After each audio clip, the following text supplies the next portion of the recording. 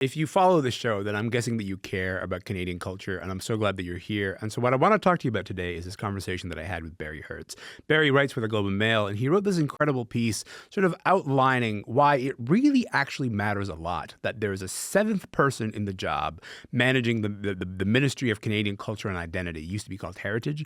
It's seventh person in 10 years to have this job. And Barry's contention is actually like we're beginning to treat this job kind of as a revolving door at a moment when it really matters for Canadian culture that there's someone stable in the job who knows what the concerns are of the industry. And I was so glad that Barry could sort of lay out the history of how we got here, but also why it really, really matters. So on to that conversation. Prime Minister Mark Carney shuffled his cabinet late last month, making Mark Miller the new Minister of Canadian Identity and Culture. Used to be called the Heritage Ministry.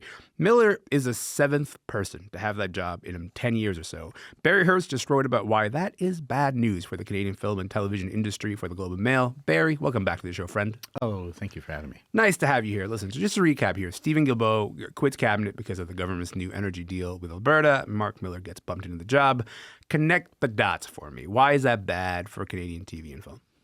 I think it's just because it emphasizes that the culture sector is this revolving door, that you can just put somebody in there with little to no experience in the history, and you can just kind of, tuck it away in there, and nobody will really notice or nobody will really shout about it. And it's a sector that requires stability more than anything, and it just has not seen that.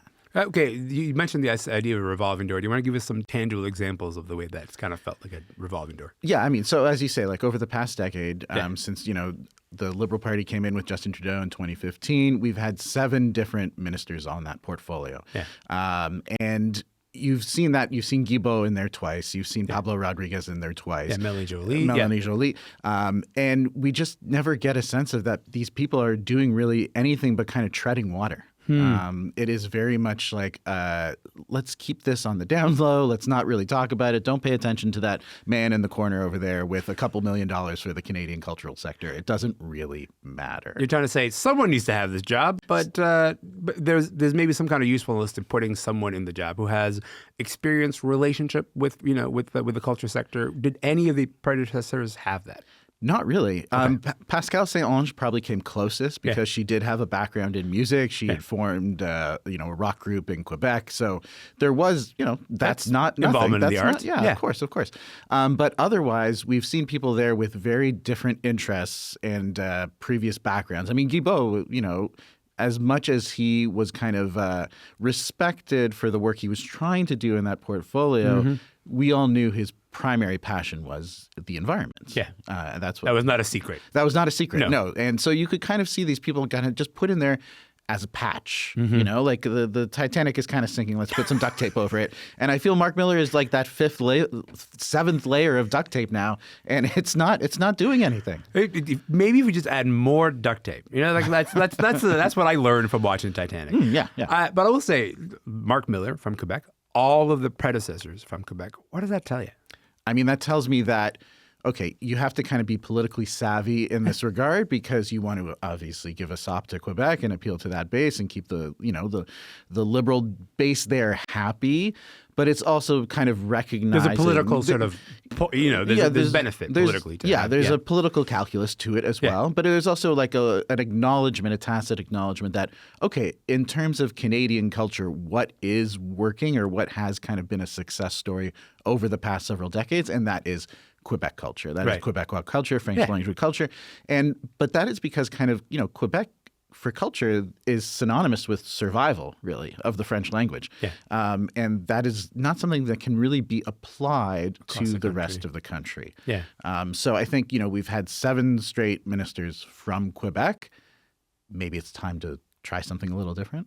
Let me ask you this. I think there is sometimes a stepping back and saying, well, what benefit could a strong and deeply sort of related to the culture sector minister, what would that change? Because in my mind, you write a piece like this, you're imagining a separate world, a different world where someone is like, oh, I know how the sort of culture industry works, and I know which levers to maybe kind of push. What are you envisioning here? What's the thing that you're kind of like, here's the thing that we could hope for as a country?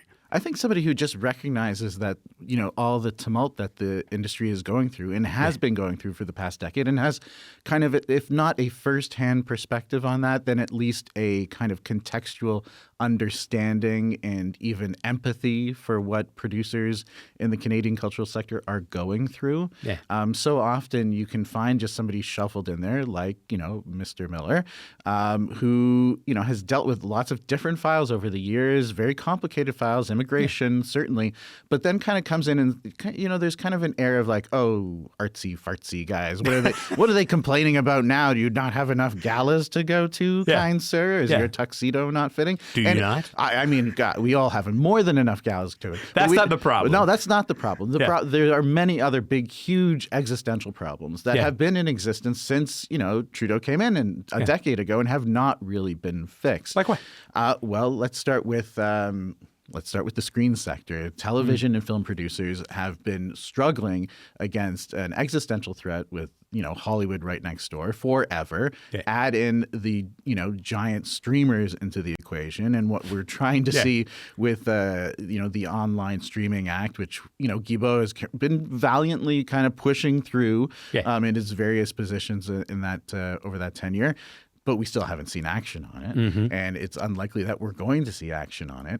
And in the meantime, we're getting decimated. We're not even talking about the latest threat of the tariffs on anything Canadian movies or outside. That's a whole other thing.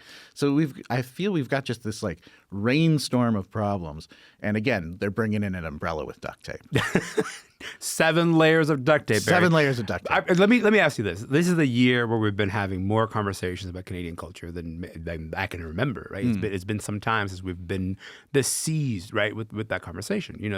Yes, our cultural sovereignty, our general sovereignty gets threatened earlier this calendar year, may I remind you. And then from there on, we sort of get this like, hey, watch Canadian movies, listen to Canadian songs. You would think this would be the moment to go, let's make culture a priority. Let's go all in on culture. That is not happening. Why do you think that is not happening? I think because it's easier to say than it is to do. And I mean, this is the problem. This elbows up mentality that has been around since the beginning of the year. We're asked to inspect the origins of our orange juice. We're asked to really put up. And I do. Oh man, I take a hard look at that Tropicana and I declare. And I go, not for Florida, me. no, thank you. Yes, but. Okay, what are we putting in our grocery carts is one thing, but what stories are we telling each other is quite another. What is this Canadian culture that we're even defending, if not culture itself? Right. So, it's very easy to say, go watch a Canadian movie, go to cancel a trip to America, go, consume nothing but CBC Gem content. God love CBC Gem. I do, thank you. Yes, of course. But it's another to actually put your money where your mouth is. Yeah. And that has not been happening. And as much as Carney's first federal budget emphasized culture in a way, it did not go nearly far enough for what needs to be transitional change. I got about a minute left here. You've spoken to a bunch of people in the culture sector. If we're trying to sort of get to optimism for this moment, right? Trying to go, okay, here's the most optimistic sort of universe. What's one thing that Mark Miller could do now in the portfolio to go, hey, this is not just a 7th layer of duct tape. We could do more than this. What's one thing that the person occupying that role now could do? I think something that would go a huge way for the film sector, certainly, is to keep or actually enact Justin Trudeau's long ago Liberal election promise of permanently increasing telefilms funding. This is something that they said they were going to do, that they have yet to do. And that when Did they give a number? They basically $50 million in additional funds per year. And when the latest budget came out, there was, again, like another kind of patchwork of 3-year funding, but not that permanent funding that an industry that really relies on stability year to year to get these projects off the ground, which can take several years to do. Of course. Really requires to be a competitive force in the international marketplace and be that brand ambassador for Canadian storytelling. Barry Hertz, I have no power, but if I could, I'd make you the Minister of Heritage and Culture. So, I am honored. Okay. I can. Your eyes lit up, being like, I could do so much. I'm ready for it right now. Barry, I appreciate your time, pal. You're the best. Thank you. Thank you. Barry Hertz is the Globe and Mail's deputy arts editor and film editor. And that is it for the show today. My name is Elamin Abdelmahmoud. This show is called Commotion. Hey, we'll be back tomorrow. I don't know what you're doing this time tomorrow, but if you're around, if you've got nothing else to do, would you pencil us in? We'll see you then. Have a good day.